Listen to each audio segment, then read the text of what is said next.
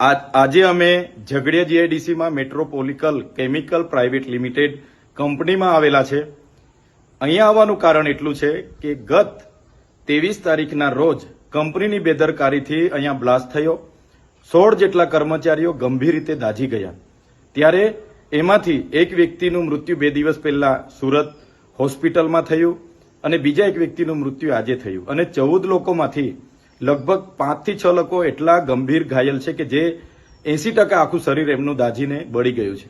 છતાં પણ કંપનીના મેનેજમેન્ટમાંથી એક પણ વ્યક્તિએ આ 16 પરિવારના કોઈની સાથે પણ મુલાકાત નથી લીધી કે કોઈ પણ જાતની વળતરની વાત નથી કરી કે દવાખાનાની બિલની વાત નથી કરી, જેના કારણે આ પરિવારે ગઈકાલે મારો સંપર્ક કર્યો અને કીધું કે આ કંપનીમાં આ રીતની ઘટના ઘટી, એમાં અમારા 27 વર્ષના દીકરાઓ મૃત્યુ પામ્યા છે, જેના નાના નાના બાળકો છે. આગળ પાછળ અમારે કંઈ નથી. ચૈતરભાઈ, તમે કંઈ આવીને વાત કરીને અમને ન્યાય અપાવો. આજે અમે અમારી ટીમ સાથે એ કંપનીના ગેટ પર ગયા અને 11:30 થી લઈને 1 વાગ્યા સુધી ત્યાં ઉપસ્થિત પીઆઈ વાઘેલા, પીએસઆઈ બધાને અમે કીધું કે મેનેજમેન્ટમાં જે કઈ વ્યક્તિ હોય એને ગેટ પર બોલાવો અને અમારી સાથે જે પરિવારજનો આવેલા છે એમની સાથે માનવતાની રાહે જે વળતરની વાત હોય એ વાત કરે અને એમને ન્યાય આપવાનું કામ કરો. ત્યારે પોલીસ અધિકારી વાઘેલા સહિતના લોકોએ ત્યાં અગાઉથી એવા લોકોને લાવીને મૂકેલા હતા કે જે પરિવાર સાથે એમને કોઈ લાગે વળગે નહીં, છતાં એ લોકો અમારી સામે આર્ગ્યુમેન્ટ કરતા હતા કે ભાઈ વળતર તો 15 લાખ જ મળશે, એનાથી ના મળે, અમારા પરિવારના લોકો છે, આમ છે તેમ છે.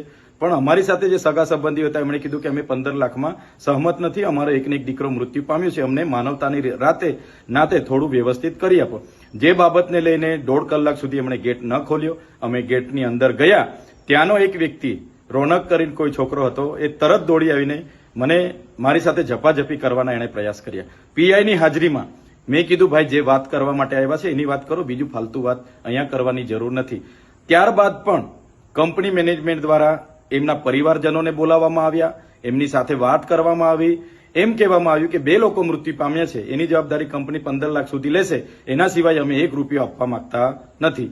જેને લઈને અમે બાદમાં કંપનીની બહાર આવ્યા અને બહાર આવતાની સાથે જ અમારા લોકો પર પોલીસ દ્વારા ત્યાંથી જાહેરનામું છે એમ કરીને લાઠીઓ દ્વારા બહાર ભગાડવાનો પ્રયાસ કર્યો છે.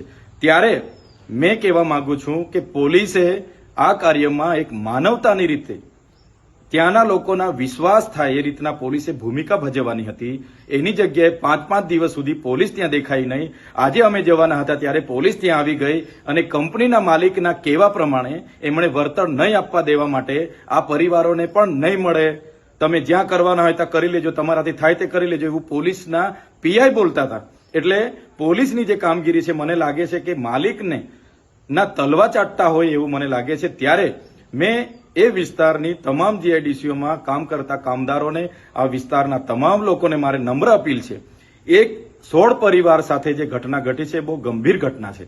કંપનીના માલિકોને આનાથી પેટનું પાણી પણ નથી હલતું. તો આવનારા દિવસોમાં આ ઘટના બાદ તો અનેક ઘટનાઓ બનશે, ત્યારે બધાનો જ વારો આવવાનો છે. ત્યારે સૌ લોકોને મારે વિનંતી છે, આવનારા દિવસોમાં અમે જાણ કરીશું, પરિવાર અને પ્રશાસનની મધ્યસ્થી રાખીને અમે જાણ કરીશું. ત્યારે સૌ ત્યાં ઉપસ્થિત થજો. આ પરિવારને ન્યાય અપાવવાનું કામ આપણું બધાનું છે અને આપણે બધા સાથે રહીને કરીશું. આમાં જે પોલીસે ભૂમિકા ભજવી છે એ ખૂબ જ નિંદનીય અને દુઃખદાયક છે. પોલીસે એમના માણસોને બોલાવી ખોટા વિડીયો પણ બનાવ્યા છે અને અહીંયા પૈસા માંગવા આવેલા છે એવા વિડીયો પણ બનાવેલા છે. પણ પરિવાર આજે દુઃખી છે અને પરિવારની આ દુઃખની ઘડીમાં સહકાર આપવો એ આપણી બધાની ફરજ બને છે. ત્યારે આવનારા દિવસોમાં તમામ લોકોને મારે અપીલ છે, જ્યારે પણ તમને જાણ કરવામાં આવશે 1 દિવસનો સમય ફાળવીને બધાએ ત્યાં પહોંચવું પડશે અને આ 16 પરિવારને ન્યાય અપાવવા માટે આપણે બધાએ ત્યાં ઉતરવું પડશે. એવી મારી આપ સૌને વિનંતી છે. જોહાર, જય આદિવાસી.